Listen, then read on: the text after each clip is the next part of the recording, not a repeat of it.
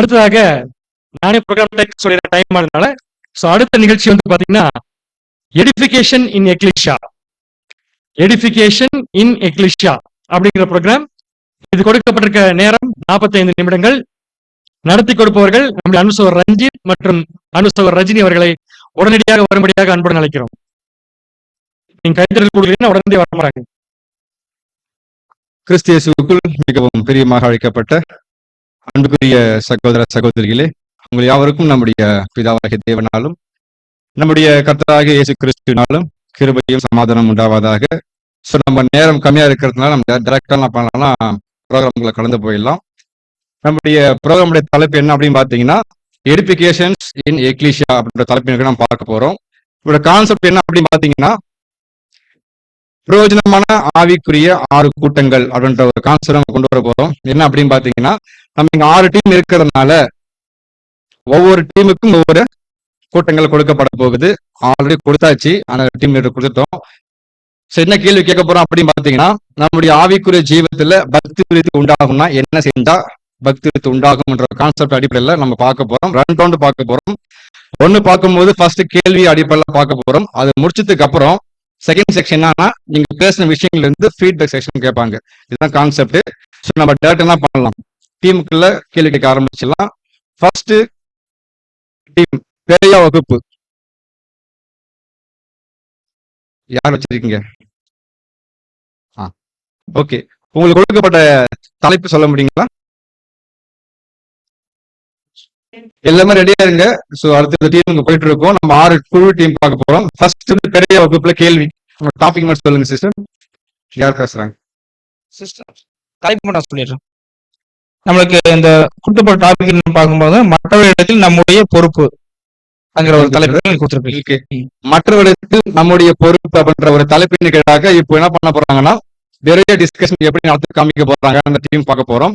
So அதுக்கான கேள்வி உங்களுக்கு நான் கேட்கிறேன். வசனம் கொடுக்கப்பட்டிருக்கு இல்லையா? ரோமர் 15ஆம் அதிகாரம் முதல் வசனம். என்ன வசனம் வாசிக்க முடியுங்களா? பலமுள்ளவர்களாகிய நாமே நமக்கு பிரியமாய் நடவாமல் பலவீனர்களுடைய பலவீனங்களை தாங்க வேண்டும். ஓகே, இதான் ஆதார வசனம் அந்த டாபிக். சோ அதுக்கு கேள்வி என்ன கேட்கிறேன் அப்படின்னு பாத்தீங்கன்னா நமக்கே நாமே பிரியமா நடப்பது சரியான விஷயமா தவறுன்றது அப்படின்னு சரியான விஷயத்த சொல்ல முடியுங்களா?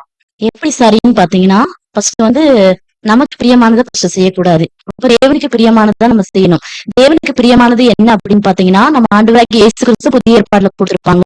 அப்ப தேவனை வந்து முழு இருதயத்தோட முழு ஆத்மாவோட அன்பு கூறணும். செகண்ட் பாயிண்ட் என்னன்னு பாத்தீங்கன்னா நம்மை நேசிப்பது போல பிறனை வந்து நேசிக்கணும். அதுதான் தேவனுக்கு பிரியமான காரியங்களை செய்யணும். அப்ப வந்து பாத்தீங்கன்னா இது உதாரணம் கூட பார்க்கலாம். எப்படி வந்து தேவனுக்கு நம்ம பிரியமானது செய்யணும், யார் செஞ்சா அப்படின்னு பாத்தீங்கன்னா நம்ம ஆண்டவராகிய இயேசு கிறிஸ்து வந்து தேவனுக்கு பிரியமானது செஞ்சாங்க. எப்படி வந்து 33 வருஷ காலமா அவர் வாழ்ந்திருக்காரு இந்த பூமியில. வாழ்ந்து அவர் செஞ்ச ஒவ்வொரு விஷயம் வந்து பாத்தீங்கன்னா நம்ம அப்பாவை எப்படி பிரியப்படுத்தணும், நம்ம வார்த்தையிலும் சரி செய்கையிலும் நம்மளோட அவருடைய நடக்கையிலும் எல்லா விஷயத்திலையும் வந்து பாத்தீங்கன்னா அவர் பிரியப்படுத்த காரியமா கூட இருந்துச்சு.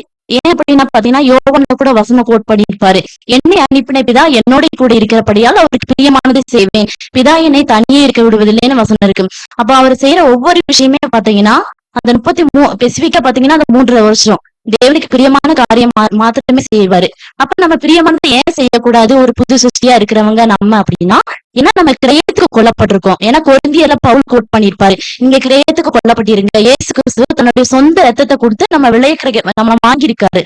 அதனால அதுக்கு மேலேயே பவுல் வந்து கோட் பண்ணிருப்பாரு, நீங்க வந்து உங்களுடையவர்கள் அல்ல என்று அறியீர்களான்னு கொடுத்திருப்பாரு. அப்ப நம்ம என்னைக்கு வந்து தேவனோட உடன்படிக்கை செய்யறோமோ அன்னையில இருந்து நம்மளுடையவர்கள் அல்ல, நம்ம யாருக்கு சொந்தம் அப்படின்னு பாத்தீங்கன்னா பிதாவாகிய தேவனுக்கும் ஆண்டவராகிய இயேசு கிறிஸ்துக்கு தான் சொந்தம். அப்ப நமக்கு 24 மணி நேரம் வந்து பிராக்டிக்கலா பார்த்தோம்னா நமக்கு 24 மணி நேரம் தேவன் வந்து நமக்கு நேரம் கொடுக்குறாங்க. அப்ப நம்ம பிரியமானது எல்லா காரியத்தையும் நம்ம செய்யறோமா அப்படின்னா அப்படி செய்யக்கூடாது. ஏன்னா நம்மளுடையவர்கள் நமக்கு அல்ல, நம்ம சரீரமாகட்டும் நமக்குடையது எல்லாமே நேரம் தாளந்து எல்லாமே தேவனுக்குரியது ஆனப்படினால தேவனுக்கு தான் நம்ம எல்லாமே செய்யணும்னு பாக்குறோம்.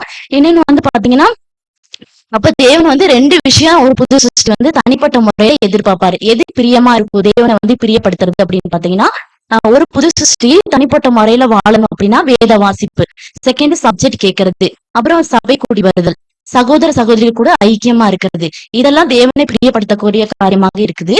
இன்னொன்னு வந்து பாத்தீங்கன்னா நம்ம குடும்பத்துல நான் இப்ப கணவரா இருக்கிற பட்சத்துல அவரு ஒரு புது சிருஷ்டியா வாழணும்னா நான் என்னெல்லாம் அவர் செய்யணும்னா இது தேவனை பிரியப்பட்ட காரியமா இருக்குது.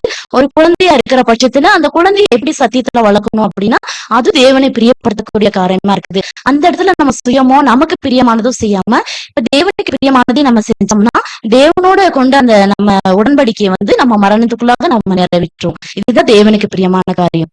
Thank you sister. நம்ம கேட்ட கேள்விக்கு சகோதரி வந்து அநேக உதாரணம் கொடுத்திருக்கிறாங்க. நமக்கு நாமே பிரியமா நடக்க கூடாது, தேவனத்தில் பெற்றுக்கொள்ள தெய்வீக சத்தியை பார்த்து நம்ம புசிக்கணும். அது மாத்திரம் இங்க நமக்கே வைத்துக் கொள்ளாம என்ன பண்ணணும் பாத்தீங்கன்னா மற்றவர்களுக்கும் பகிர்ந்து கொடுக்குன்ற வேத வாக்கியத்துக்கு பதில் கொடுத்திருக்கிறாங்க. அந்த கேள்வி நான் வேற மாதிரி கேட்கிறேன். ஒருவேளை நமக்கு நாமே பிரியமா நடந்தால் என்ன ஆகும்? யார் சொல்ல முடியும் உங்க டீம்ல? எல்லாருக்கும் ஸ்தோத்திரம். சோ நமக்கு நாமே பிரியமாய் நடக்க கூடாதுன்றது சிஸ்டர் சொன்னாங்க. நமக்கு நாமே பிரியமாய் நடந்தா என்ன ஆகும் அப்படின்றத 1 யோவான் 3:4 பார்க்கலாம். பாவம் செய்கிற எவனும் நியாயப்பிரமாணத்தை மீறுகிறான், நியாயப்பிரமாணத்தை மீறுகிறதே பாவம்னு இருக்கு. சோ என்ன அப்படின்னா தேவன் ஒரு கட்டளையை கொடுக்கிறாரு, அந்த கட்டளையை மீறது என்னது அப்படின்னா பாவம்னு பாக்குறோம். சோ இந்த பாவத்தை ஃபர்ஸ்ட் யார் உலகத்தை கொண்டு வந்தா நம்ம எல்லாருக்கும் தெரியும், யாருன்னா ஆதாம். சோ ஆதாம் வந்து என்ன பண்ணிருக்காரு அப்படின்னா ஃபர்ஸ்ட் தேவன் கூட ஒரு உடன்படிக்கை போட்டிருக்காரு. அந்த உடன்படிக்கை 2வது என்ன பண்ணிட்டாருன்னா மீறி கீழ்ப்படியாமைக்குள்ள போய் அவருக்குன்னு வச்சிருந்த ஒரு ஜீவனையும் இழந்துட்டாரு. மனுக்குலத்தையும் என்ன பண்ணிட்டாரு அப்படின்னா பாவத்துக்குள்ள மரணத்துக்குள்ள கொண்டு வந்துட்டாரு. சோ ஏதோ ஒரு காரியம் செஞ்சதுனாலதான் இவ்வளவும் நடந்தது இல்லையா? சோ அது என்ன காரியம், அந்த காரியத்துக்கு நம்ம எப்படி இருக்கக்கூடாது அப்படின்னு தான் பார்க்க போறோம். சோ அது என்ன காரியம் அப்படின்னா ஆதாம் என்ன பண்ணிட்டாரு அப்படின்னா தன்னுடைய மனைவி மேல், அதாவது மனைவிக்காக ஒரு விஷயத்த இச்சிட்டு சுய இச்சை, அந்த சுய இச்சையினால என்ன பண்ணிட்டாரு அப்படின்னா தேவனுடைய திட்டத்தையே கம்ப்ளீட்டா வந்து கொலாப்ஸ் பண்ணிட்டாரு. சோ புது சிருஷ்டியா அழைக்கப்பட்டிருக்க, அதுவும் நம்ம வாலிபர்களா இங்க இருக்க நம்ம என்ன பண்ணிருக்கோம், என்ன பண்ணக்கூடாது அப்படின்னா நம்ம கிட்டயும் இந்த இச்சைன்ற ஒரு விஷயம் கம்ப்ளீட்டாவே இருக்கக்கூடாது. நம்மள என்ன பண்ணிருக்கோம் அப்படின்னா ஆவியில ஜனிப்பிக்கப்பட்டு தேவன் கூட ஒரு உடன்படிக்கை பண்ணி கண்டிப்பா நான் உங்க பின்னாடிதான் வருவேன், உங்களுக்காகவே இருப்பேன்னு நிறைய உடன்படிக்கை பண்ணிருக்கோம். தேவனுடைய திட்டத்திலையும் இருப்போம் தான் நம்ம இருக்கோம். ஆனா இந்த ஒரு சின்ன விஷயமான அந்த இச்சை நம்ம மைண்டுக்குள்ள வந்துருச்சு அப்படின்னா நம்மளும் என்ன பண்ணிருவோம் அப்படின்னா தேவனுடைய திட்டத்துல இருந்து கம்ப்ளீட்டா வெளியே வந்துடும். நம்மள வந்து தேவன் அதுல இருந்து தூக்கி போட்டுருவாரு. சோ நம்ம கிட்ட என்ன இருக்கக்கூடாதுன்னா மாம்சத்தின் இச்சை, கண்களின் இச்சை, ஜீவனத்தின் பெருமை, இதெல்லாம் இருக்கக்கூடாது. இதெல்லாம் என்ன அப்படின்னா நமக்கு நாமே பிரியமாய் நடந்து நம்மள வந்து ஒரு கேட்ட வழியில வந்து நம்மள வந்து விட்டுறதுதான் பாக்குறோம். சோ இந்த மாதிரி நம்ம வந்து நடக்க கூடாதுன்னா எப்படி இருக்கணும் அப்படின்னா நம்ம எப்படி ஆக்சுவலி இருக்கோம்னா 1 யோவான் 3:9 என்ன சொல்லியிருக்காங்கன்னா தேவனால் பிறந்த எவனும் பாவம் செய்யான், ஏனெனில் அவருடைய வித்து அவனுக்குள் தரித்திருக்கிறதுன்னு பாக்குறோம். நம்ம எல்லாரும் என்ன அப்படின்னா தேவனால் தான் பிறந்திருக்கோம், அவருடைய வித்து நமக்குள்ள இருக்கு. நம்ம இந்த இச்சைக்குள்ள போயிட்டு அந்த வித்தை வந்து அபார்ட் பண்ணி அழிச்சிடாம தேவன் கிட்ட அதை ஒழுங்கா வந்து பெற்றெடுத்து கொடுக்கக்கூடிய பிள்ளைகளா நம்ம இருக்கணும். சோ வாலிபராகிய நம்ம எல்லாருக்குமே வந்து இந்த இச்சைன்றது ஒரு பெரிய எச்சரிப்பா வந்து நம்ம மைண்ட்ல எப்பவுமே இருக்கணும். Thank you sister. சோ அருமையான ஒரு பதில் கொடுத்தாங்க, அவங்களுக்கு கிளாப் பண்ணுங்க. சோ பெரிய வகுப்புல நம்ம கொடுத்த டாபிக் என்ன அப்படின்னு பாத்தீங்கன்னா மற்ற விடத்தில் நம்முடைய பொறுப்பு. அப்படின்னா தேவனுடைய பிள்ளை அழைக்கப்பட்டிருக்க நாமோ தெய்வீக சத்திய பார்த்து கேட்டு வாங்க நாம் என்ன செய்யக்கூடாதுன்னு பார்த்தோம்னா தனக்கே சொந்தமாக்கி கொள்ளாம அதை மற்ற அங்கத்துக்கு என்ன பண்ணணும், பகிர்ந்து கொடுக்கக்கூடிய மனப்பாடம் இருக்கணும். அதான் மற்ற விடத்தில் நாம் கொடுக்கக்கூடிய பொறுப்பு, கடமையை காண்பிக்கிறோம் பார்க்கிறோம். செகண்ட் கேள்வி கேட்டீங்களா, ஒருவேளை தனக்கே சொந்தமா ஆக்கி கொள்றோம்னா என்ன ஆகும் கேள்வி கேட்கும் போது ஆதாம் குறிப்பிட்டாங்க சகோதரி. அவர் எப்படி தேவனுடைய வார்த்தை உடன்படிக்கை செஞ்சுட்டாங்க, செய்ய மாட்டோம் சொல்லிட்டு ஒருவேளை மீறி அது செய்யும் பட்சத்துல மீறுதலுக்குள்ள கலந்து போறாரு, கட்டளையை மீறாங்க, கீழ்ப்படாமைக்குள்ள போகும்போது தேவனுடைய வார்த்தைக்கு விதமா செயல்படும் போது அவர் நித்திய ஜீவன் இழந்து போகக்கூடிய வாய்ப்பு கிடைச்சிது. அதே போல புதுசு அழைக்கப்பட்ட நாமும் கூட உடன்படிக்கை எடுத்துட்டோம், தேவ வந்தது கூட நாம என்ன பண்ணக்கூடாது, சத்தியம் சொல்லுது அந்த கட்டளை மீறி செயல்பட்டோம்னா மீறி போனோம்னா ஒருவேளை நம்முடைய புதிய சிஸ்டின ஜீவியத்திற்கு ஆபத்து வருவதற்கு அநேக வாய்ப்பு உண்டுன்றதை குறித்து என்ன பண்ணிருக்காங்கன்னா பெரிய டீம்ல இருந்து நமக்கு பதில் பார்த்தோம். நாங்க மீண்டும் ஒரு கிளாப் பண்ணி என்ன பண்ணலாம், உற்சாகப்படுத்தலாம். சோ நம்ம என்ன பார்த்துட்டு இருக்கோம் அப்படின்னு பாத்தீங்கன்னா பிரயோஜனமான ஆவிக்குரிய 6 கூட்டங்கள்ல முதல் கூட்டம் பார்த்துட்டோம், நடைமுறையை அவங்க படுத்திட்டு இருக்காங்க. செகண்ட் கூட்டம் என்ன அப்படின்னு பாக்கணும்னா சாட்சி கூட்டம். சாட்சி கூட்டம் எந்த டீம் கொடுக்கப்பட்டிருக்கு? Team number 2. ஓகே, சாட்சி கூட்டத்துக்கு ஒரு தலைப்பு கொடுத்துருக்கிறோம், அதை வாசிக்க முடியுமா?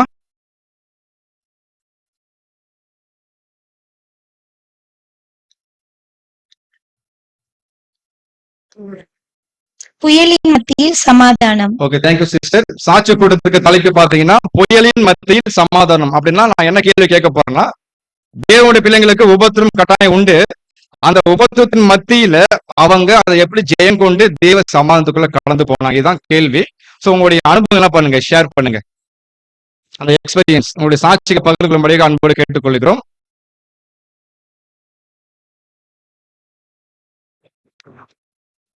ஒவ்வொரு டீமுக்கு 5 நிமிஷம் தான் பேசலாம். கிறிஸ்துவுக்குள் அன்பாய் அழைக்கப்பட்ட அன்புக்குரிய சகோதர சகோதரிகள் அனைவருக்கும் கிறிஸ்துவுக்குள்ளான அன்பின் வாழ்த்துக்கள். எங்களுக்கு என்ன டாபிக் கொடுத்தாங்கன்னா, புயலின் மத்தியில் சமாதானம். புயலின் மத்தியில சமாதானமா இருக்க முடியுமா அப்படின்னு கேட்டா, மத்தவங்களால உலகத்தாரால கண்டிப்பா அந்த ஒரு விஷயத்த பண்ண முடியாது. ஒரு புது சிருஷ்டி கண்டிப்பா எதுல சமாதானமா இருப்பாங்க அப்படின்னா, அவங்களுக்கு வரக்கூடிய உபத்திரவத்துல கண்டிப்பா அவங்க சமாதானமா இருப்பாங்க. ஏன் அப்படின்னா, நம்ம அழைச்ச அழைப்பே அந்த மாதிரி ஒரு அழைப்பு தான். நமக்கு நல்லா தெரியும், ஒருவன் என்னை பின்பற்றி வர விரும்பினால் அவன் தன்னைத்தான் வெறுத்து தன் சிலுவையை எடுத்துக்கொண்டு அனுதினமும் என்னை பின்பற்ற கடவன் சொல்லிதான் நம்முடைய ஆண்டவர் நம்மளை அழைச்சிருக்காரு. சோ சிலுவையை சுமக்கும் போது கண்டிப்பா கஷ்டமா தான் இருக்கும். ஆனா சிலுவையை சுமக்கல அப்படின்னா கண்டிப்பா நம்ம எதை பெற்றுக்கொள்ள முடியாதுன்னா கிரீடத்தை பெற்றுக்கொள்ள முடியாதுன்னு சொல்லி நம்ம பார்க்கிறோம். எக்ஸாம்பிளுக்கு நம்ம அப்போஸ்தலனாகிய பவுலோட லைஃப கூட நம்ம பார்க்கலாம். அவரோட லைஃப்ல வராத புயல்களே இல்ல. அவ்வளோ ஒரு புயல் அவரோட லைஃப்ல வந்திருக்குது. அது பசியா இருக்கலாம், நிர்வாணமா இருக்கலாம், நாசமோசமா இருக்கலாம், அநேக சூழ்நிலைகள் அவரோட லைஃப்ல பாதகமா தான் இருந்திருக்கு. ஆனா அந்த பாதகமான சூழ்நிலையில எப்பவுமே இது எனக்கு கஷ்டமா இருந்துச்சுன்னு சொல்லி அப்போஸ்தலனாகிய பவுல் அந்த இடத்துல பேசல.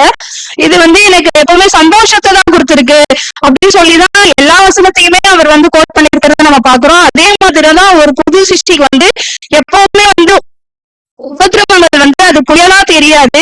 கண்டிப்பா அதுல தேவனுடைய அந்த புல் உரிமைகள் கண்டிப்பா ஒவ்வொரு புது சிருஷ்டியுமே அதுல பார்ப்பாங்க. சமாதானத்தோட தான் கண்டிப்பா அவங்க டிராவல் பண்ணுவாங்க. Thank you sister. இப்ப சகோதரி பார்க்கும்போது அப்போஸ்தலன் பவுலுடைய உதாரணத்தை கொடுத்தாங்க. நான் மீண்டுமா கேட்கிறோம், உங்களுடைய பர்சனல் எக்ஸ்பீரியன்ஸ் புயலின் மத்தியில ஒரு சமாதானத்தை எப்படி பார்த்தீங்க, உங்களுடைய அனுபவங்களை ஷேர் பண்ணும்படியாக அன்போடு கேட்டுக்கொள்கிறோம்.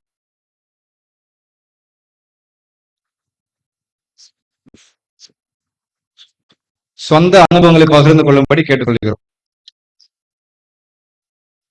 கிறிஸ்துக்குள்ள அன்பின் வாழ்த்துக்கள் எல்லாருக்கும். பிரதர், நான் ஒரு பேட் ஸ்பிரிட்டால பாதிக்கப்பட்டேன். சோ அதனால ரொம்ப கஷ்டப்பட்டேன். எதுவுமே என்னால பண்ண முடியாது, பேச முடியாது, சாப்பிட முடியாது, எதுவுமே பண்ண முடியாது. எனக்கு ஒரு சிஸ்டர் மூலமா ட்ரூத் கிடைச்சது.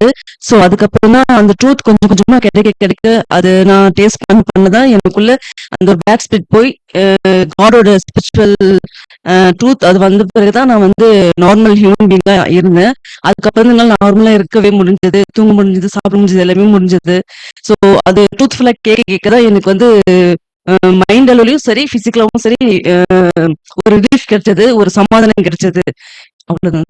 Thank you sister. வேற கடைசி ஒரு வாய்ப்பு, உங்க டீம்ல இருந்து யார் பேசுறீங்க? யாருக்குமே சொந்த அனுபவங்கள் இல்லையா? சொல்றாங்களா? புயல் போன்ற சூறாவளி போன்ற எந்த காத்தும் வீசலையா அவங்க வாழ்க்கையில? அப்படி வீசும் பொழுது தெய்வீக சக்தி என்ன சமாதானத்தை கொண்டு போன்னு சொல்லும் போது அந்த சாட்சி எல்லாருக்கும் பிரயோஜனமா இருக்கும். அதான் நம்ம கேட்டுட்டு இருக்கோம். இன்னும் ஒருத்தவங்க பிரதர், என்னோட எக்ஸ்பீரியன்ஸ் லாஸ்ட் ஒரு 8 இயர்ஸ்க்கு முன்னாடி நான் ஃபீல் பண்ண விஷயம் என்னன்னா, வீட்டுல எல்லாருமே இந்து பேக்ரவுண்ட் தான். நாம தான் ட்ரூத் கேட்டு ட்ரூத்துக்குள்ள வந்தேன். ஸோ மேரேஜ் பிளான் பண்ணாங்க. ஸோ என்னோட ஹஸ்பண்ட் எனக்கு ரிலேட்டிவ், அவரும் பைபிள் ஸ்டூடெண்டா இவன் ட்ரூத் கேட்டாரு. என்னன்னா, நாங்க பைபிள் ஸ்டூடெண்ட் முறைப்படிதான் மேரேஜ் பண்ணணும், இல்லைன்னா இந்த மேரேஜ் வேண்டாம் அப்படின்னு சொல்லிட்டு வீட்டுல அப்போசிட் பண்ணோம். என்னன்னா நிறைய ட்ரை பண்ணாங்க, பட் ஆனா நாங்க ஸ்ட்ராங்கா இருந்ததுனால விட்டுட்டாங்க. இதுல எனக்கு என்ன ரொம்ப புயல் மாதிரி இருந்துச்சுன்னா, ஈவன் ஜென்ஸ்க்கு அது ரொம்ப கஷ்டமா இருக்காது. ஈவன் ஒரு சகோதரியா என்ன பண்ணிட்டாங்கன்னா, ஃபர்ஸ்ட் டே நைட்டே கொண்டு மாப்பிள்ளை வீட்டுல விட்டுட்டாங்க, சிங்கிள் லேடியா. சோ என்னன்னா, உலகத்திலயுமே இந்த மாதிரி பண்ண மாட்டாங்க. ஒரு மேரேஜ் ஆகாத பெண் பிள்ளைய கூட்டு இன்னொருத்தவங்க வீட்டுல விட மாட்டாங்க, என்னதான் என்கேஜ்மெண்ட் நடந்திருந்தாலும். ஆனா என் மேல இருந்த கோவத்துல, நாங்க அந்த சத்தியத்தின் அடிப்படையில பண்ணுவோன்ற கோவத்துல கொண்டு என்னை வீட்டுல விட்டுட்டாங்க. எனக்கு ரிலேட்டிவா இருந்தாலும் நான் ஃபர்ஸ்ட் டைம் தான் போறேன் அந்த வீட்டுக்கு. எனக்கு வேற யாருமே தெரியாது. விட்டுட்டு எல்லாருமே போயிட்டாங்க. என்னோட ஃபேமிலி சைட் பேரண்ட்ஸ் கூட என் கூட இல்ல. நான் மட்டும் சிங்கிளா இருந்தேன். சோ அந்த சுச்சுவேஷன் எனக்கு ரொம்ப அவமானமா இருந்தது. ஏன்னா ஊர்லயும் ரொம்ப தப்பா பேச ஆரம்பிச்சிட்டாங்க, அவரோட ஊர்லயும் தப்பாவும் நினைக்க ஆரம்பிச்சிட்டாங்க. மேரேஜ்க்கு முன்னாடியே நான் வந்து தனியா தங்குறது. சோ இந்த சுச்சுவேஷன் ரொம்ப என் லைஃப்ல மறக்க முடியாத அனுபவங்களா இருக்கு இப்போ வரைக்கும். ஆனா இதுல எனக்கு என்ன ஒரு சமாதானமா இருக்குன்னா, என் மேரேஜ் முடிச்சிட்டு மதியம் தான் நான் எங்க அப்பா அம்மாவே பார்த்தேன். நைட்டு ஃபுல்லா சப்போர்ட்டும், என்னோட மேரேஜ் சப்போர்ட்டும் எல்லாமே சத்தியத்துல இருக்கிற பிரதர் சிஸ்டர்ஸ் தான் எனக்கு ஃபுல் சப்போர்ட். நான் போட்டோல தான் பார்த்தேன், எங்க அப்பா அம்மா என் கூட இருந்து போட்டோ எல்லாம் எடுத்தது நான் போட்டோல தான் பார்த்தேன். லிட்டரலா எங்க அப்பா அம்மா என் கூட இன்னும் போட்டோவே எடுக்கல. மேரேஜ்க்கு வந்தாங்கன்னு தெரியும், மற்றபடி எனக்கு ஈவன் ட்ரெஸ்ஸிங் பண்றது இது எதுக்குமே வரல. எல்லாமே நம்மளுடைய பிரதர் சிஸ்டர்ஸ் தான் பண்ணாங்க. Thank you sister. சகோதரி அவங்களுடைய அனுபவங்களை ஷேர் பண்ணதுக்கு. இப்போ நம்ம நெக்ஸ்ட் கலந்து போயிடலாம், நமக்கு நேரம் ரொம்ப குறைவா இருக்கிறதுனால. மூன்றாவது கூட்டம், ஜெப கூட்டம், எந்த டீமுக்கு வந்திருக்கு? ஓகே, ஜெப கூட்டம் எப்படி அது நம்ம நடத்தலாம்ன்ற டெமோ காமிக்க முடியுமா உங்க டீம்ல இருந்து யாராவது? சீக்கிரமா முடிச்சிடலாம்.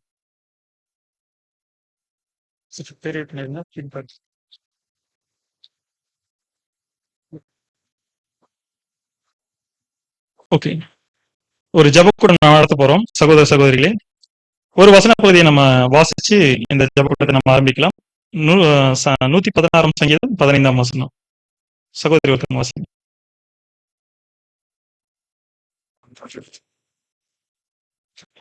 கர்த்தருடைய பரிசுத்தவான்களின் மரணம் அவர் பார்வைக்கு அருமையானது. Thank you sister. இந்த வசனத்திற்குடைய விளக்கத்தை பார்க்கும்போது, கர்த்தருடைய பரிசுத்தவான்களின் மரணம் அவர் பார்வைக்கு அருமையானது அப்படின்னு சொல்லி சொல்லப்பட்டிருக்கிறது. இதற்குரிய விளக்கம் என்னன்னு பார்க்கும்போது,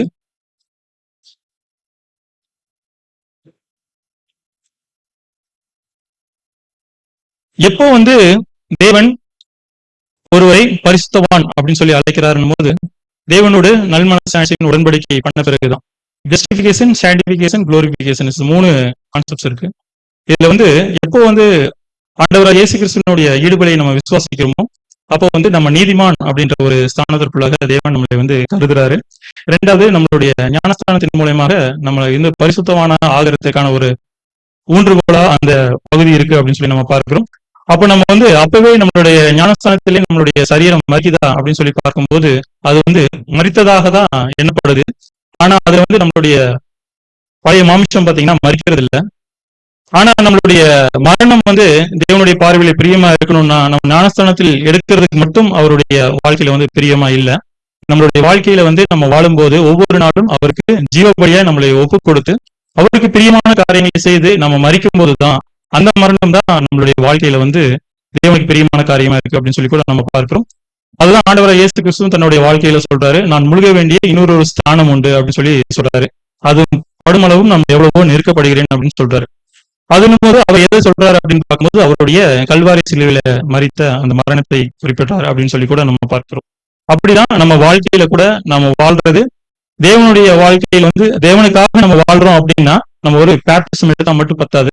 அதற்கு பதிலாக எப்படி இருக்கணும்னா, தேவனுடைய வார்த்தையின்படியாக நடந்து தேவன் எதிர்பார்க்கிற குணலட்சணை வளர்த்து கொண்டு அவருக்காக பிரியமா வாழ்ந்து மறிக்கும் போதுதான் நம்மளை வந்து பரிசுத்தமானா அவர் கருதுறாரு அப்படின்னு சொல்லி கூட நம்ம பார்ப்போம். இந்த காரியத்திற்காக நம்மளுடைய சரீர அங்கத்தில் உள்ள சகோதர சகோதரிகளுக்காக ஒரு சகோதரர் வந்து ஜெபிக்கலாம். பிரதர் சிவபாதம் ஜெபிக்கிறீங்க. அவர்கள் முடிவு பரிந்தும் இந்த சபையின் ஓட்டத்துல சென்று சேர்ந்து தேவனுக்கு பிரியமா வாழணும் அப்படின்றதுக்காக அவங்களுக்காக ஜெபிங்க. பிரதர் பிரேயர் பண்ணுவாரு, எல்லாரும் எழுந்து நின்று பிரேயர். தேவனுக்கு மகிமை உண்டாவதாக. அன்பின் பரலோக பிதாவே, இந்த வேளையில உங்கள் குமாரனாக இயேசு மூலமாக நாங்கள் சிறு கூட்டமாக ஜெபங்களை ஏறெடுக்கிறோம். அப்பா ஆண்டவரே, நாங்கள் ஜெபிக்கப்படுவதற்கும் ஜெபங்களை உம்மோடு ஏறெடுக்குவதற்கு எங்களை தகுதிப்படுத்த வேண்டுமா ஜெபிக்கிறோம். அப்பா ஆண்டவரே, உலகம் எங்கும் ஆண்டவரை சுற்றித் திரிகிற உலக மக்கள் போல இல்லாமல் நாங்களும் ஆண்டவரே எங்கெங்கோ சுற்றித் திரிந்தோம், சத்தியத்தை தெரியாமல். ஆண்டவரே, உமது அனாதை தீர்மானத்தின்படி எங்களை நீங்கள் அழைத்திருக்கிறப்பா, அழைத்து தெரிந்து கொண்டிருக்கிறீர். சத்தியத்தை அறிந்து அவற்றின் மூலமாக எங்களுக்கு விடுதலை, சத்தியத்தின் வரிகள் சத்தியம் உங்களை விடுதலையாக்கும் என்ற வார்த்தையின்படி எங்களை ஆண்டவரை நீங்கள் அழைத்த நோக்கத்திற்காக நாங்கள் கோடான நன்றி தெரிவிக்கிறோம். அப்பா உம்மோடு உடன்படிக்கை செய்த எங்கள் யாவரையும் அந்த உமது முடிவு பிறந்து நாங்கள் நிலைத்திருக்கிறவர்களாக உமது சித்தத்தை மாத்திரமே நாங்கள் செய்யக்கூடியவர்களாகவும் அந்த உணவுபரப்பான காரியங்கள் எதுவும் ஈடுபடாதபடிக்கு வேத சத்தியங்கள் மூலமாகவும் சத்தியத்தின்படியே நாங்கள் வாழும் எங்களுக்கு கிருபை தந்து பயணித்த வேண்டுமா செல்கிறோம்ப்பா. அந்த உமது வீட்டாரும் சத்துருவாக இருப்பாங்க என்று வேதத்தில் சொல்லியிருக்கிறோம். அப்படியாக நாங்கள் வாழ்கின்ற அந்த சூழலிலும் நாங்கள் அநேக பிரதர்ஸ் மூலமாக, அதாவது முன்னாடி இருக்கிற அந்த சகோதரி மூலமாக எங்களுக்கு தடைகள் நிறைய ஏற்பட்டிருந்தாலும் இந்த சத்தியத்தை அறிந்த பின்பாடு இந்த சத்தியத்தை அவர்களுக்கும் போதிக்கும் வண்ணமாக இந்த சத்தியத்தை எங்கள் இறுதியில் பதிவைத்து முடிவடைந்தும் அநேக ஆத்துமாக்களை ஆதாயப்படுத்தக்கூடிய கிருபையும் நீங்கள் தந்து உங்களோடு நிலைத்திருக்க கிருபை தந்து ஜெபிக்கிறோம். புதிகனம் அங்கேயெல்லாம் மிக செலுத்துகிறோம். நாமத்தில் ஜெபிக்கிறோம் எங்கள் ஜீவன் நல்ல பிதாவே. Thank you brother. ஸோ ரொம்ப டைம் போறதால அடுத்து என்ன பண்ணணும்னு தெரியல. சரி, பரவாயில்ல. நெக்ஸ்ட் டீம் பிசினஸ் மீட்டிங் எந்த டீம் கொடுத்துருக்கோம்? கிறிஸ்துவுக்கு அன்பா அழைக்கப்பட்ட சகோதர சகோதரிகளே, ஸோ எங்களுக்கு கொடுக்கப்பட்டது வந்து பார்த்தீங்கன்னா பிஸ்னஸ் மீட்டிங் அலுவல் கொடுக்கை. ஸோ இப்போ இங்கே இருக்கிற வேசியுள் தீமை தேவ் டீம் தான் எங்களுடைய சபை. ஓகேங்களா? ஸோ இதன் அடிப்படையில் நம்ம என்ன பண்ணலாம் அப்படின்னா பிஸ்னஸ் மீட்டிங்குள்ள நம்ம எல்லாரும் கடந்து போகலாம். ஓகேங்களா? ஸோ எதுக்காக நம்ம பிஸ்னஸ் மீட்டிங் வைக்கிறோம் அப்படின்னு பார்த்தீங்க அப்படின்னா எல்லாமே ஒரு ஒழுங்கின் கீழே தான் என்ன பண்ணணும்னா இருக்கணும் அப்படின்னு நம்ம பார்க்குறோம்.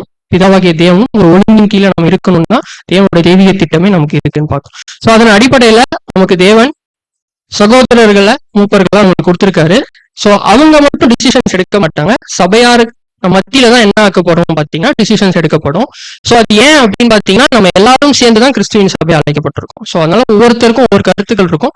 அது கிறிஸ்துவின் அடிப்படையில இருக்கு, சத்தியத்தின் அடிப்படையில இருக்குன்ற போது மெஜாரிட்டி சகோதர சகோதரிகளுக்கு அது சாட்டிஸ்ஃபைடா இருக்குன்ற பட்சத்தில் நம்ம என்ன பண்ணுவோம்னா அந்த டிசிஷனை நம்ம எடுக்கணும்னு பார்க்கணும். ஸோ இப்போ உங்களோட டிசிஷன்ஸ் எடுக்கிறதுக்கு நீங்க என்ன பண்ணணும் அப்படின்னு பார்த்தீங்கன்னா உங்களோட வலது கைகள் என்ன பண்ணணும்னா உயர்த்தணும். உயர்த்துங்க, தெரிஞ்சுக்கலாம்.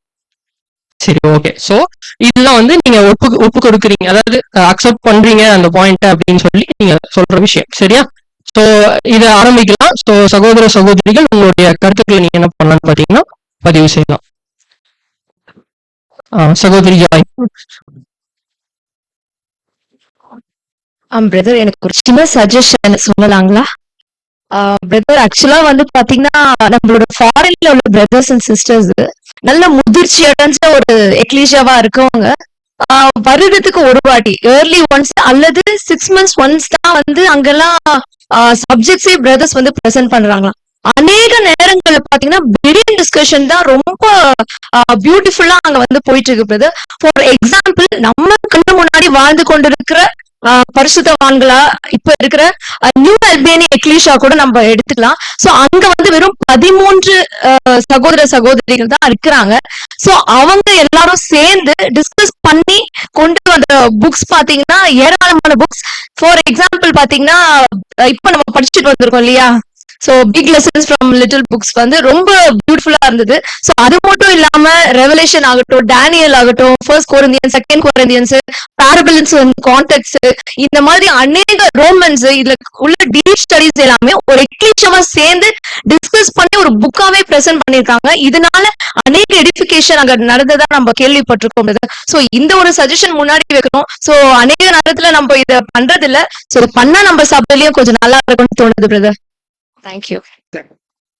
ஸோ சகோதரி சொன்னது உங்களுக்கு எல்லாம் புரிஞ்சிருக்கும்னு நினைக்கிறேன். ஸோ பிரெயின் ஸ்டடி, அதாவது பிரேயா வகுப்பார், அது என்னன்னு சில பேருக்கு புரியலன்னா அதை எக்ஸ்பிளைன் பண்றோம். என்னன்னா ட்ரெடிஷ்னலா ஒரு சகோதரர் வந்து நமக்கு சப்ஜெக்ட் எடுக்கிறத காட்டிலும் ஒரு டாபிக்கை முதலே கொடுத்துருவோம். உதாரணத்துக்கு லைஃப் ஆஃப் கிரைஸ்ட் அப்படின்னு சொல்லிட்டு அது ஒரு சாப்டர்ஸை கொடுத்துருவாங்க. ஸோ அதை நம்ம என்ன பண்ணுவோம்னா வீட்டுல படிச்சுட்டு வந்துட்டு அதன் அடிப்படையில சகோதரர்கள் என்ன பண்ணுவாங்கன்னு பாத்தீங்கன்னா உங்கள்ட்ட கேள்விகள் எழுப்புவாங்க. கேள்விகள் எழுப்பும் போது என்ன ஆகும், அதுல இருக்கிற விஷயத்தை நம்ம அண்டர்ஸ்டாண்ட் பண்ணிட்டு அதை எப்படி நம்ம வாழ்க்கைக்கு பொருத்துறோம்னு சொல்லி நம்மளால என்ன பண்ண முடியும், பொருத்தி பார்க்க முடியும். கேள்விகள் வரும்போது சகோதரர்கிட்ட அதை கிளாரிஃபை பண்ணவும் முடியும். இது என்ன ஒண்ணு சப்ஜெக்ட்ஸ் எடுக்கும்போது சில நேரத்துல இது வந்து மிஸ்கண்டக்ட் ஆகும், கனெக்ட் பண்ண முடியாம போக வாய்ப்பு இருக்கு அப்படின்னு பாக்குறோம். ஸோ இது வந்து சகோதரி வைக்கிற ஒரு விஷயம். ஏன்னா ஃபாரின் பிரதர்ஸ் எல்லாம் வந்து பாத்தீங்கன்னா மேஜர் டிஸ்கோர்சஸ் எல்லாமே டிஸ்கஷன்ஸா தான் இருக்கும் அப்படின்னு பாக்குறோம். ஸோ இதை பத்தி வேற சகோதரர்கள் ஏதாவது சொல்லுங்க. பிரதர், என்னுடைய கருத்தை நான் சொல்ல விரும்புறேன். ஆக்சுவலா வந்து நம்ம சப்ஜெக்ட் கேட்டே பழகினது எதுக்கு நமக்கு இந்த பிரெயின் ஸ்டடி எல்லாம் நமக்கு தேவையே இல்லையே, ஏன்னா நம்ம சப்ஜெக்ட் கேட்ட மாதிரி ஒரு ஃபீல் இருக்காது இல்லைங்களா. சோ இது எந்த அளவுக்கு ரீச் ஆகும் அப்படின்னு தெரியல. எனக்கு தெரிஞ்சு இதை நம்ம இம்ப்ளிமெண்ட் பண்ணணுமா அப்படின்னு யோசிக்கிறோம் brother. இது வந்து சபையார் முன்னில அவங்களோட சஜஷன் கொடுக்கலாம். எதனால அப்படி சொல்றீங்க? ஏன்னா நம்ம எப்படி சொல்றது, லைக் ரொம்ப வருஷமா இப்படியே நம்ம அடாப்ட் ஆயிட்டோம். ஸோ திடீர்னு புதுசா வந்து நம்ம அடாப்ட் பண்ணிக்கணும்னா அது எந்த அளவுக்கு வந்து அது சக்சஸ்ஃபுல்லா இருக்கும்னு தெரியல. மேபி அது இம்ப்ளிமெண்ட் பண்ணி வேணா பார்க்கலாம். பட் எனக்கு இதுல உடன்பாடு இல்லை பிரதர். சரிங்க, சகோதரோட கருத்தையும் நம்ம அக்செப்ட் பண்ணிக்கலாம். சகோதரி பெர்சியா. பிரதர், என்னோட சஜஷன் கூட சிஸ்டர் சொன்ன மாதிரி பிரில்லியன்ட் டிஸ்கஷன்ஸ் வந்து இம்ப்ளிமெண்ட் பண்ணணும் அப்படிங்கிறது தான். ஏன்னா வந்து நம்ம ஃபர்ஸ்ட் அதை இம்ப்ளிமெண்ட் பண்ணாதான் அது சக்சஸ்ஃபுல்லா போதா இல்லையான்னு நமக்கு தெரியும். அது மட்டும் இல்லாம சிஸ்டர் சொன்னாங்க ஃபாரின் கண்ட்ரில எல்லாம் வந்து இந்த மாதிரி பண்றாங்கன்னு சொல்லிட்டு நம்ம அவ்வளவு தூரமே கூட போக வேணாம். ஏன்னா நம்ம ஸ்டேட்லயே நம்மளுடைய எக்லிஷியாஸ் நிறைய எக்லிஷியாஸ்லயே பிரில்லியன்ட் டிஸ்கஷன்ஸ் எல்லாம் கண்டக்ட் பண்ண ஆரம்பிச்சுட்டாங்க. அதெல்லாம் நம்ம லைவ்ல பார்க்கும்போது நமக்கு ரொம்ப ஆசையா இருக்குது நம்ம எக்லிஷியாலையும் பண்ணணும் அப்படின்னு சொல்லிட்டு.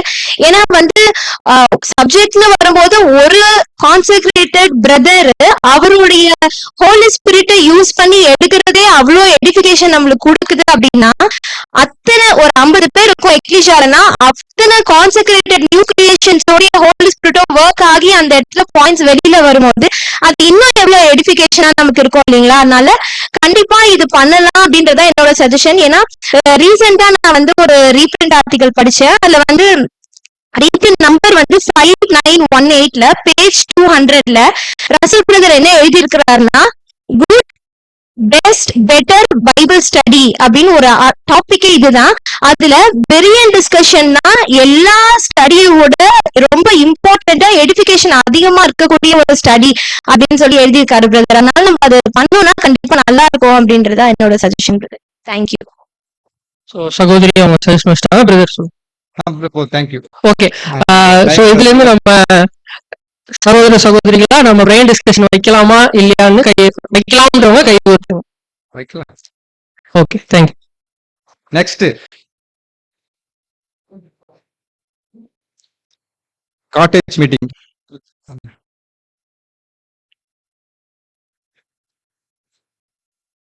வீடு சந்திப்பு கூட்டம் ஏன் நடத்துறோம், அப்படி பர்பஸ் என்ன? சீக்கிரம் முடிங்க, டைம் இல்லைன்னு சொல்றாங்க.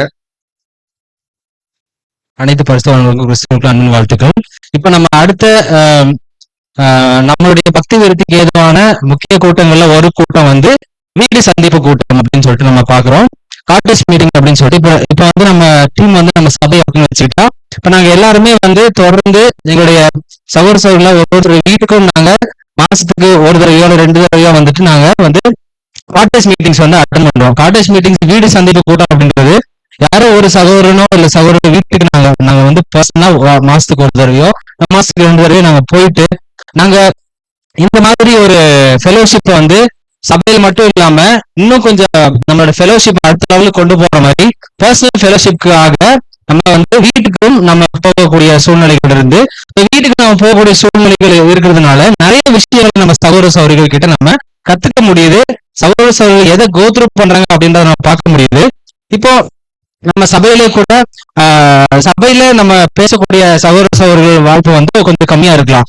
இந்த காட்டேஜ் மீட்டிங்ல என்ன பண்ணலாம்னா இப்போ புதுசா பார்த்துட்டு வர சகோதரர்களா இருக்கட்டும், இப்போ அதிகம் கொஞ்சம் கம்மியான வாய்ப்புகள் கிடைக்கிற சகோதரர்களா அவர்களுக்கு எல்லாம் என்ன பண்ணலாம்னா இந்த காட்டேஜ் மீட்டிங்ல ஒரு வாய்ப்பை கூட தந்து அவங்களையும் வந்து நம்ம மெருகேற்றதுக்கு ஒரு வாய்ப்பா இருக்கும். இப்போ இதோட முக்கியமான நோக்கம் இன்னும் நிறைய இருக்குது. இது ஒரு இன்ட்ரோடக்ஷன் தான். முக்கியமான நோக்கம் அதுல 2 முக்கியமான நோக்கங்கள் இருக்குது, 2 முக்கியமான தேவைகள் இருக்கு. அது நம்மளுடைய சகோதரிகள் வந்து பகிர்ந்து கொள்வாங்க. தேவையை வந்து சகோதரி சொல்லுவாங்க. அனைத்து சகோதர சகோதரிகளுக்கும் கிறிஸ்துக்களான அன்பின் வாழ்த்துக்கள். சோ இப்போ சகோதரர் சொன்ன மாதிரி காட்டேஜ் மீட்டிங் அதாவது ஹவுஸ் விசிட்டிங்கான ரொம்ப முக்கியமான ஒரு பார்ட் அது நம்மளுடைய ஆவிக்குரிய ஜீவியத்துல. 2 முக்கியமான நோக்கங்கள் அப்படின்னு பார்க்கும்போது ஒண்ணு வந்து அவங்களுடைய பிசிக்கல் நீட்ஸ் வந்து நம்ம அந்த இடத்துல புரிஞ்சுக்க முடியும். இன்னொன்னு வந்து ஆவிக்குரிய தேவைகள். அதுல பிசிக்கல் நீட்ஸ் பார்க்கும்போது இப்போ எக்ஸாம்பிளுக்கு நம்ம ஒரு சகோதரர் வீட்டுக்கோ இல்ல சகோதரியோட வீட்டுக்கோ போறோம் அப்படின்னா ஃபர்ஸ்ட் அவங்களுக்கு எவ்வளவு ஸ்ட்ரகிள்ஸ் இருக்குது டிராவல் பண்ணிட்டு வர்றதுக்கு. ஏன்னா நம்ம ஃபர்ஸ்ட் ஸ்டெப்பே டிராவல் பண்ணி தான் போவோம். அப்போ எவ்வளவு தூரத்துல இருந்து அவங்க வராங்க, எத்தனை டிரான்ஸ்போர்ட் மாறுறாங்க, எவ்வளவு கஷ்டப்பட்டு எவ்வளவு டைம் அதுக்கு செலவு பண்ணி எவ்வளவு சீக்கிரமா அவங்க கிளம்ப வேண்டியதா இருக்குது எக்லிஷியாக்கோ இல்ல மீட்டிங்ஸ்க்கோ வந்து சேர்றதுக்குன்றத நம்மளால புரிஞ்சுக்க முடியும். செகண்ட் வந்து அவங்களுக்கு இருக்கக்கூடிய பினான்சியல் ஸ்ட்ரகிள், அவங்களுடைய அது எப்படி நம்ம பார்க்க முடியும்னா அவங்களுடைய வீட்டுக்கு போகும்போது ஒரு ஒரு ப்ராப்பரான ஒரு வீடு இருக்காது, ஒரு பாத்ரூம் ஃபெசிலிட்டியா இருக்கட்டும், ரொம்ப ஒரு குறுகிய நிலைமையில வாழ்ந்துன்னு இருக்கிறத சில சகோதரர்கள் அவ்வளவு கஷ்டப்பட்டுன்னு அதை வெளியில கூட சொல்ல முடியாம வாழ்ந்துட்டு இருக்கிற ஒரு சூழ்நிலையை நம்ம பார்க்க முடியும். அடுத்து ஃபுட்டா இருக்கட்டும், அவங்க 3 வேளை சாப்பிடுறதுக்கு எவ்வளவு கஷ்டப்படுறாங்க அப்படின்றத நம்ம பார்க்க முடியும். அதே மாதிரி இன்னொரு ஒரு பெனிஃபிட் என்னதுன்னா அவங்களோட ஃபேமிலியில அவங்க ட்ரூத்ல வர்றதுக்கு யார் யாரெல்லாம் ஒரு தடையா இருக்கிறாங்க அவங்களோட குடும்பத்துல அவங்கள நம்ம பார்த்து அந்த இடத்துல தேவன் நம்மளுக்கு என்ன ஒரு வாய்ப்பு தராருன்னா அவங்க மட்டும்தான் ஒரு வேலை ட்ரூத்ல இருக்கிறாங்க, அவங்கள சுத்தி இருக்கிறவங்க ட்ரூத்ல இல்ல அவங்க ஃபேமிலி மெம்பர்ஸ்னா நம்ம போய் அங்க ஹாஸ்பிட்டாலிட்டி அவங்க கொடுக்குற ஹாஸ்பிட்டாலிட்டி காட்டும் போதும் சரி, நம்மளும் அவங்க அன்பு ஷேர் பண்ணும் போதும் இவ்வளவு வித்தியாசமா இருக்கிறாங்க இவங்கன்றது ஃபீல் பண்ணி நம்ம ட்ரூத் சொல்லும் போது அவங்க சத்தியத்தை ஏத்துட்டு ட்ரூத்துக்கு அவங்க வர்றதுக்கான ஒரு வாய்ப்பா அந்த ஒரு ஹவுஸ் விசிட்டிங் இருக்கும். இது வந்து ஸ்ட்ரகிள்ஸ்க்கு நம்ம பார்த்தோம் எவ்வளவு கஷ்டப்படுறாங்கன்றது. எப்படி அதை பாசிட்டிவா யூஸ் பண்ணிக்கிறாங்க சகோதரர்கள் அப்படின்னு பார்க்க முடியும்னா, ஒருவேளை எக்ஸாம்பிளுக்கு வீடு எடுத்துக்கணும்னா ஹாஸ்பிட்டாலிட்டி காட்டுறதுக்கு எவ்வளவு ஒரு ஜெனரஸா இருக்கிறாங்க, எவ்வளவு ஒரு ஓப்பன் ஹார்ட்டோட இருக்கிறாங்க, சகோதரர்கள் வந்துட்டு போறதுக்கு எவ்வளவு ஃப்ரீயா இருக்கிறாங்க, அவங்க வீட்டை எவ்வளவு திறந்து கொடுக்குறாங்கன்றத பார்க்க முடியும்.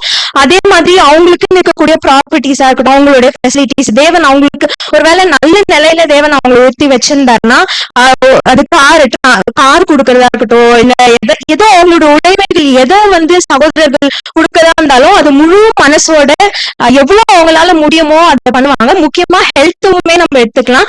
ஹெல்த்ன்னு சொல்லும் போது எவ்வளவு கஷ்டம் இருந்தாலும் அத ஒரு பொருட்டா எண்ணாம சகோதரர்களுக்காக அதை பண்ணணும், தேவனுக்கு கிறிஸ்துக்கே பண்ண மாதிரி நினைச்சு அந்த ஒரு விஷயங்கள் எல்லாம் பண்ணுவாங்க. சோ இதனுடைய முக்கியத்துவத்தை எல்லாம் நம்ம பிசிக்கல் நீட்ஸ்ல பார்க்க முடியும்ன்றத பாக்குறோம். Thank you sister. இப்போ அனைவருக்கும் கிறிஸ்துவுக்குள்ளான அன்பின் வாழ்த்துக்கள். அடுத்து வந்து சகோதரி வந்து மாம்சீக தேவைகள் சொன்னாங்க.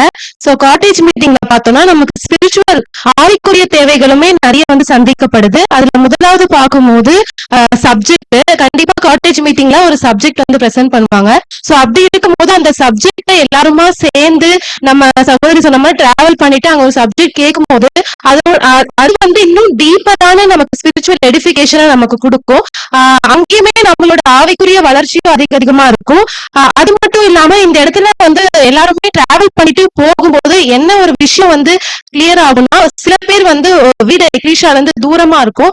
அப்படி ஒருவேளை அது வந்து எல்லாருக்குமே புரிய வரும், அவங்க எக்லிஷால இருந்து தூரமா இருக்கிறதுனால அவங்க ஒருவேளை லேட்டா வருவாங்க. சோ சில பேர் வந்து இவங்க லேட்டா வராங்க அப்படின்னு மிஸ்ஜட்ஜ் பண்ணிருக்கலாம். இவங்களுக்கு வந்து ப்ராப்பரா இவங்களுக்கு தெரியல, சீக்கிரம் வரும் தெரியல, அந்த மாதிரி மிஸ்ஜட்ஜ் பண்ணிருக்கலாம். ஆனா வந்து இப்படி வந்து அவங்களோட கஷ்டங்களை போய் நேர்ல பார்க்கும்போது அவங்க ஆவிக்குரிய விதத்துல எந்த அளவுக்கு அவங்க ஸ்ட்ரகிள் பண்ணிட்டு இருக்கிறாங்க அப்படின்ற விஷயத்த வந்து போற சகோதரிகள் கிளாரிஃபை பண்ணிக்க முடியும். அதே மாதிரி ஒரு க்ளோசர் பாண்ட் ஸ்பிரிச்சுவல் விதத்துல ஆவிக்குரிய விதத்துல வந்து ஒரு நெருக்கம் வந்து சகோதரிகளிடையில இந்த ஒரு வீட்டு கூடுகைகள்ல வந்து கிடைக்கும். அது மட்டும் இல்லாம உற்சாகத்தையும் ஆவிக்குரிய உற்சாகத்தையும் இது வந்து கொடுக்கும். நம்ம வந்து பாக்குறோம் அப்போஸ்தலர் 2:46 வீடுகள் தோறும் அப்பம் பிற்குதலையும் செஞ்சு அவங்க சந்தோஷமாக போஜனம் பண்ணினார்கள். சோ இந்த ஒரு விஷயம் வந்து வீடுகள் தோறுமே இந்த வீட்டு கொள்கை வந்து அந்த அப்போஸ்தலர் காலத்துல இருந்தே ஆரம்பிச்ச ஒரு விஷயம் நம்ம பாக்குறோம். சோ இது வந்து நம்ம செய்யும் போது உண்மையில எக்லீஷியாவுக்கு வந்து ஒரு எடிஃபிகேஷனா தான் இருக்கும். அது மட்டும் இல்லாம ஹாஸ்பிட்டாலிட்டியுமே வந்து நம்ம இந்த இடத்துல வந்து பாக்கலாம், எப்படி வந்து அவங்க ஹாஸ்பிட்டாலிட்டி பண்றாங்க அப்படின்றதையும் நம்ம கத்துக்கலாம். இன்னுமே வந்து சகோதரிகள் நம்ம வீட்டுக்கு வரும்போது எப்படி நம்ம வந்து ஸ்பிரிச்சுவலாவும் சரி மானசீகமாவும் சரி எப்படி ஹாஸ்பிட்டாலிட்டி வந்து அவங்களுக்கு காமிக்கணும் அப்படின்றதையும் புரிஞ்சுக்கலாம். அதே மாதிரி நம்ம எந்த வீட்டுக்கு போறோமோ அவங்க அங்க இருக்கக்கூடிய வீடுகள் அவங்களுக்கு இருக்கக்கூடிய ஸ்ட்ரகிள்ஸையும் நம்ம வந்து புரிஞ்சுக்கிட்டு அவங்களுக்கு ஆவிக்குரிய தேவைகள் என்ன இருக்குன்றதையும் வந்து நம்ம கேட்டு சந்திக்கிறதுக்கும் நம்ம புரிஞ்சுக்கிறதுக்கும், ஒருவேளை அவங்களுக்கு ஏதாவது புக்ஸ் தேவைப்படுது அப்படின்னா அதை நம்ம ப்ரொவைட் பண்றதுக்கும் இது வசதியா இருக்கும். சிஸ்டர் கிளாப் பண்ணுங்க. நெக்ஸ்ட் வார கொள்கை வீக் டேஸ் மீட்டிங்குடைய நோக்கம் ஏன் நம்ம சபையில ஏற்படுத்தணுன்றதை குறித்து கடைசியா பேசி நம்ம என்ன பண்ணலாம் முடிச்சிடலாம். அன்புக்குரிய சகோதர சகோதரிகளே, இப்ப வாரக்கூடுகை அப்படிங்கிற ஒரு விஷயத்தை பாக்குறப்போ இன்னைக்கு இணையதளத்தின் வாயிலாக அநேக சத்தியத்தை தேவன் கொடுத்துருக்கிறப்போ இதுக்காக நம்ம வாரக்கூடுகை கூடணும்.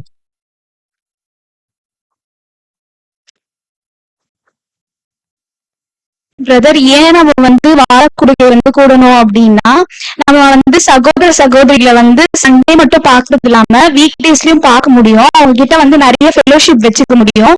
அது மட்டும் இல்லாம அங்க நம்ம என்கரேஜ்மெண்ட்டும் ஆகும். அது மட்டும் இல்லாம அந்த வாரக்கூடுகையில சப்ஜெக்ட்ஸ் எப்படி இருக்கும்னா ஒரு கண்டினியூஸ் கிளாஸா இருக்கும். வெறியும் டிஸ்கஷன் வச்சோம்னா எக்லிஷாவே வளரும். இதுல இருந்து நம்ம நிறைய கத்துக்குவோம் பிரதர். அது மட்டும் இல்லாம சண்டே மட்டும் நம்ம வரோம் அப்படின்னா அது பெயர் கிறிஸ்தவர்கள் சண்டே போவாங்க இல்லையா, அந்த மாதிரி ஆயிடும். நம்ம வாரக்கூடுகையில எல்லா நாளுமே நம்ம சகோதர சகோதரிகளை பார்த்து என்கரேஜ்மெண்ட் ஆகி அவங்க கிட்ட ஃபெலோஷிப் வச்சு, அது மட்டும் இல்லாம அவங்களுடைய சாக்ரிஃபிஷியல் லைஃப் இதெல்லாம் வச்சுட்டு நம்ம நம்மளுடைய அழைப்பையும் தெரிந்து கொள்வதிலையும் அதிகமாக உறுதியாக்க முடியும். அது மட்டும் இல்லாம எல்லா சகோதர சகோதரிகளையும் பார்க்கும்போது அவங்க எல்லாருமே நம்மளுடைய மைண்ட் செட்டுக்கு மேட்ச் ஆவாங்க. உலக ஜனங்கள் நம்மளுடைய மைண்ட் செட்டுக்கு மேட்ச் ஆக மாட்டாங்க. அதனால அவங்க கிட்ட நம்ம நிறைய ஷேர் பண்ணிப்போம்ன்றது. அதனால வாரக்கூடுகை ரொம்ப ரொம்ப இம்பார்ட்டன்ட். சகோதரி ஷேர் பண்ணுவாங்க. கிறிஸ்துவுக்குள் அன்பான சகோதர சகோதரிகளே, சோ வாரக்கூடுகை எதுக்கு முக்கியம் அப்படின்னா, இப்ப நம்ம சண்டே மட்டும் போறோம்னா நம்மளுக்கும் நாமினல் கிறிஸ்டியன்ஸ்க்கும் டிஃபரன்ஸே இருக்காது.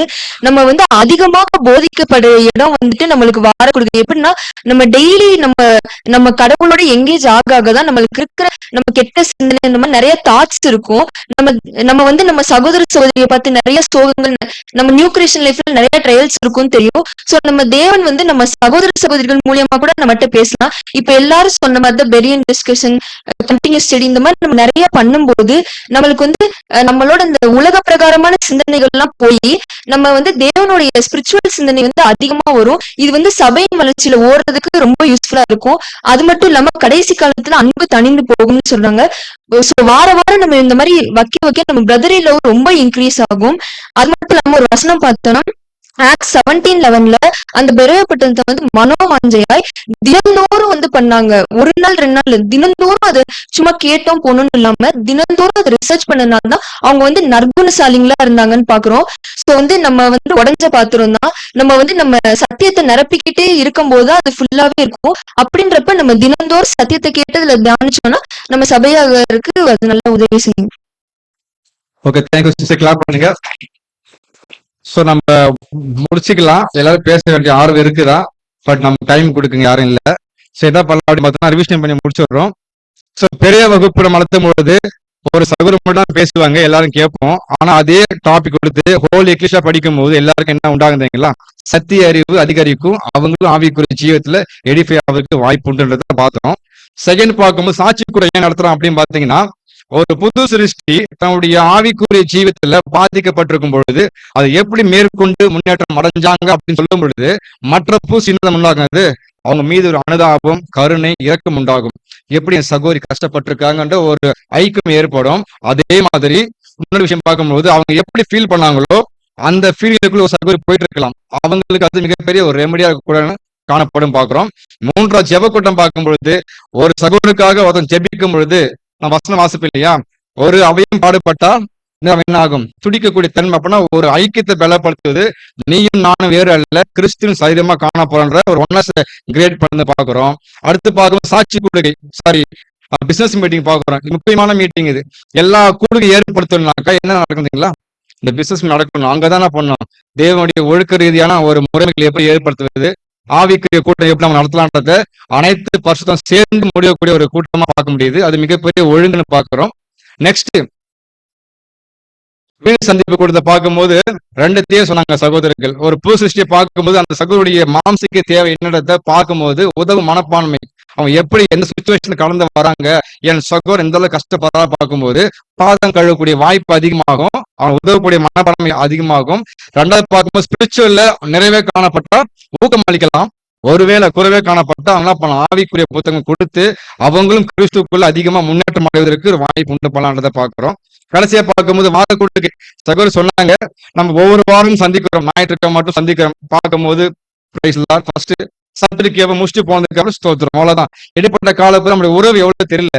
இந்த வார கூட்டிக்கு மூலமா ஏற்படும் போது மீண்டும் மீண்டும் சகோதரரை பார்க்க தெய்வீக சத்தியம் உள்ள போக போக உண்மையாகவே அந்த புது சிஷ்யுடைய மனப்பான்மை நமக்குள்ள அதிகரிக்கும். ஒரு ஐக்கியம், ஒரு ஃபெல்லோஷிப் அதிகரிக்கும் போது உண்மையாகவே நம்முடைய ஆவிக்குரிய ஜீவத்துல எடிபிகேஷன் உண்டுன்றதை நம்ம புரிஞ்சுக்க முடியும். அதுக்காக தான் பாக்குறோம் ஆவிக்குரிய 6 கூட்டங்கள் ஏன் வைக்கிறோம் அப்படின்னு பாத்தீங்கன்னா, உதாரணம் சொல்றேன், இந்த மாதிரி சபைகள் ஆவியை நடத்தினா மட்டும்தான் நாம சபையில அபிவிருத்தி அடைய முடியும் அப்படின்னு சொல்ல வரல.